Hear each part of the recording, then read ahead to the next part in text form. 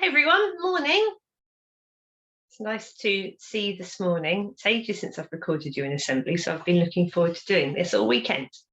Hope you had a lovely weekend. It was really cold, wasn't it? Still, it's wintry. Hopefully it's not going to be quite so cold this week, although I did hear someone talking about snow, but we'll just have to wait and see about that, won't we? I'm going to talk to you about learning and your brain this morning, and we're going to have a think about how your brain works and how you need to understand how your brain works in order to make the most of your learning. You're going to learn some fancy words. Here are some fancy words for you to learn. So the first one is the zone of proximal development. We're going to be talking about that a little bit later, and I'll see if you can remember what these things are at the end of assembly. The next one is neural pathways. And the final one is a great word. It is neuroplasticity. Can you say that? Neuroplasticity. Okay, let's find out about those words and a little bit about your brain. I'm going to say something I haven't said for a long time. I'm going to share my screen. Here we go. Okay, you are sharing your screen, Mrs. Bienkowski. So, am I sharing my screen correctly? Yes. Okay, I'm going to give you a question to start off with. When was the last time you had the courage to fail? So when was the last time you had the courage not to just find something tricky, but to actually risk failing it? And I was thinking about this when I wrote the question. It's quite a hard one to answer. Have a think to yourself just for a minute. When was the last time you had the courage to fail?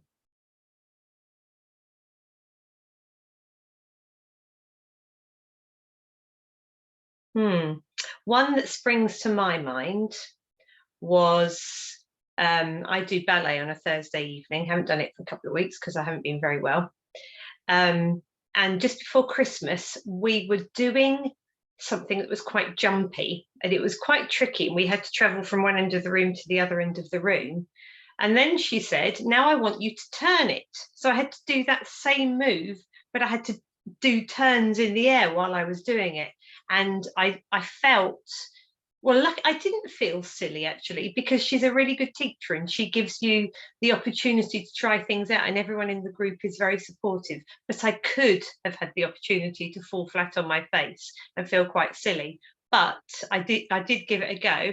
The first week we did it, I just couldn't do it at all. But then the second week we did it, I could do it. And I found that quite interesting because what we're going to talk about today is all to do your brain with your brain changing. And I think my brain had changed in between the time when I tried it and couldn't do it and the time that I tried it and then could do it. So you know this is our shared vision at Yattenden. And what I want us to think about today is that orange leaf, the one which says Learnacy. Every learner will develop a high level of skill in sharing ideas, solving problems, concentrating and reflecting. And I also want us to look at the wording underneath the Y factor symbol, which says every learner will have a growth mindset when tackling challenges and the grit needed to succeed, because that is something the Learnacy part of our shared vision and that Y factor part of our shared vision that we're really working hard on this year. So here is the first word that I want to teach you today. And the first word that I want to teach you is that one, neural pathways. So the question says, what is happening in our brains when we try something new? Well, our brains grow when we try something new. The pathways in our brain grow when we try out or learn new things. Sometimes we have to repeat the learning several times before the neural pathway grows. So a neural pathway is a connection made between two parts of your brain called synapses. And the connection is made when you try something new, and the connection gets stronger and stronger and stronger every time you re-practice that new skill. So it might be, like I was saying, a move in ballet, and my brain has to understand what my body needs to do in order to achieve that move. Or it might be something like learning a fact from your times tables. So you might learn that 6 times 4 is 24. And then you learn that fact again, you repeat it again, you repeat it a few times. And every time you repeat that fact, 6 times 4 is 24, that neural pathway gets stronger and stronger until it's unbreakable. And your brain knows you've remembered that 6 times 4 is 24. And that's a fact that you now know forever. That is the building of neural pathways. And you've got millions and millions of them in your brain already. So what is actually happening? Well, learning creates a new neural pathway. And even when we get things wrong, our brains are still learning and developing and growing. And that's great because we know every day at school we're going to get something wrong, and we understand that's all part of learning. It's a really important part of learning.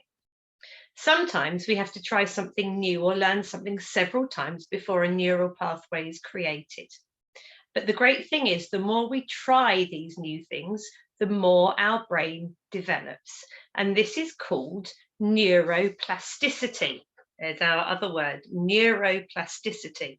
And that simply means that our brains aren't fixed. They can grow and change. And lucky for you, neuroplasticity is at its greatest when we are younger. Older people find learning new things much more difficult than children and young people. So if you feel scared when you are asked to do something new, it might be because of your growth mindset. Because we know that we have to try something new or learn something several times before a neural pathway is created. And we understand that the more we try new things, our brain develops, and that's called neuroplasticity. And we know that neuroplasticity is at its greatest when we are younger. Lucky you. But our mindset affects how well we can have a go at things. So which one of these are you? If you are asked to do something new or something tricky, which one of these do you think you are at the moment? Do you have a fixed mindset? That means that you tend to you have quite fixed ideas about what you can and can't do. Do you have what you might call a middling mindset? So you might sometimes think that you can have a go. Or do you have a growth mindset? You are happy to give new things a go and focus on what you can gain from experiences rather than worrying about failure. Which one are you at the moment? Just have a little think. I'm going to give you a few seconds to have a think and maybe talk to somebody next to you. Do you have a fixed mindset, a middling mindset, or a growth mindset? Have a think.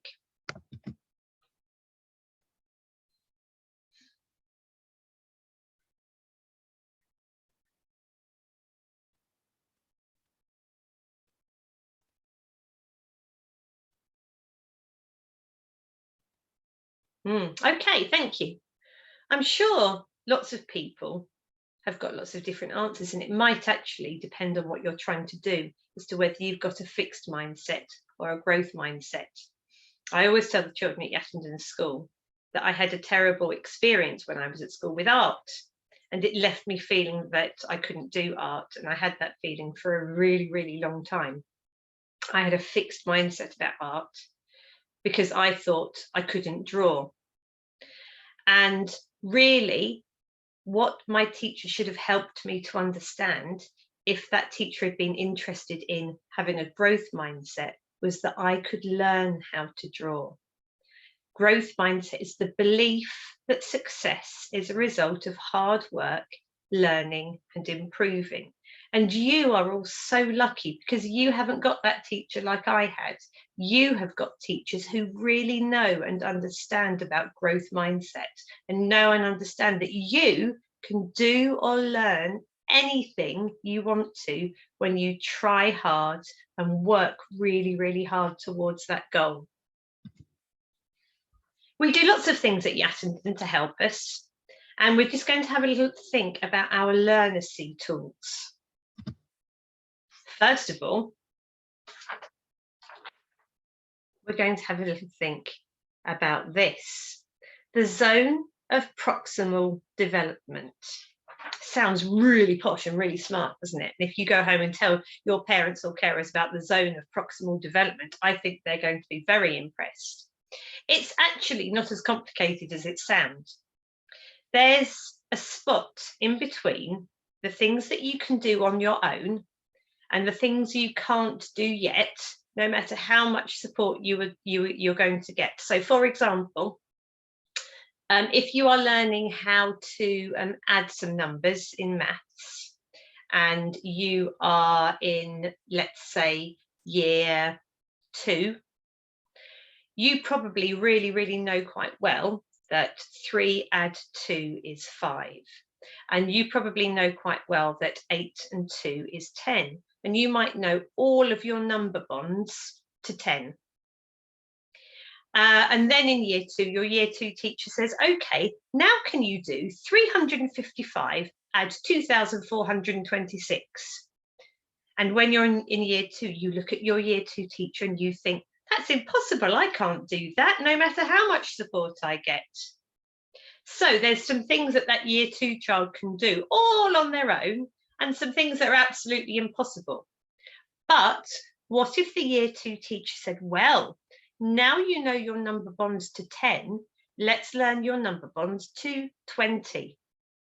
So you can use the fact that you know 8 add 2 is 10 to understand that 18 add 2 is 20.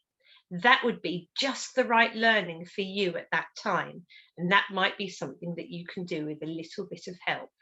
And that's where we always want to be. We always want to be past what we could do all on our own, but not as far as things we just can't do, no matter how much help our teacher would get us. There's that bit in the middle called the zone of proximal development. And that's what your teachers are trying to do for you all the time. They're trying to give you some activities and learning that you can do with a little bit of help that just move your learning on. And we use these things to help you do that as well. You've got these symbols in your classroom and you'll sometimes see them on your screens during your lessons. So we've got our Learnacy powers. We've got our sharing ideas, our problem solving, our concentrating, and our reflecting. Now, in sharing ideas, your teachers teach you about how to reach agreements and how you do active listening and taking turns and how you focus your talk together. In problem solving, we have imagining, we have questioning, we have trying to choose the best strategy, and then we have this very important one, which is making links with what you already know. We have concentrating, which involves noticing, really managing distractions, making sure you don't get distracted, maintaining your focus on your learning and persevering. And then we have reflecting, so planning the problem, evaluating how you're doing, editing what you're doing and improving what you're doing. And all of those things can really help with your learning. We also have this in your classrooms, the learning pit. It's a little visual aid to remind you that you need to get in the learning pit. That learning pit is the zone of proximal development. That learning pit is the bit where you can't quite do it yet.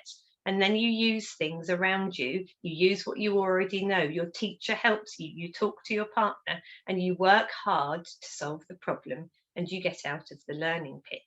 Isn't that learning pit really useful to remind you that we need to have a struggle before we learn something, because that struggle is when that new neural pathway is forged. So I guess what I'm trying to say is you have to aim high. You have to expect a lot of yourself, because when you shoot for the moon, even if you miss the moon, you land among the stars. So you set yourself a really ambitious target because you know that that's going to move you on. Now I'm just going to stop sharing my screen and come back here again. So those 3 words, I wonder if you can remember what they meant. First of all, can you remember what is neuroplasticity? Tell your teacher or your partner, go.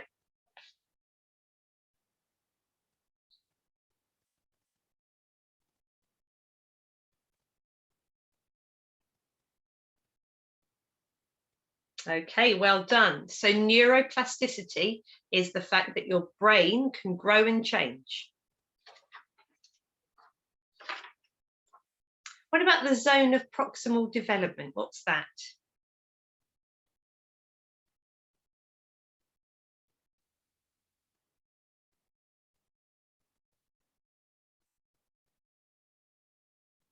Okay, well done. So the zone of proximal development is that bit of learning that's just that one step ahead. You can do it with a little bit of help, but you will be able to do it. It's the next step in your learning. And what about neural pathway?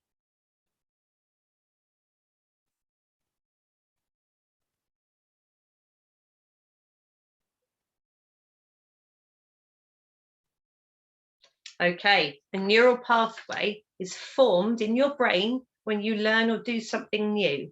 And nearly always we have to learn or do something new several times in order for that neural pathway to become really, really strong and for our brain to know and remember that thing. Well, I hope that helps you with your learning this week. And if you're having a struggle in one of your lessons and you're really finding something tricky, remember that that's what we're meant to be doing. That is what learning is. Learning can be a struggle. It can be a small struggle or it can be quite a big struggle, and it can happen multiple times during one lesson. If you're having a struggle with some maths questions, that's great. If you're really, really struggling with a problem in science and you're trying to work out how you can prove something, that's superb, because all the time we're thinking and wondering and sharing ideas, and that's what helps us to learn all the time. I hope you have a great week and I hope you learn some fantastic things. I'll see you around. Bye-bye.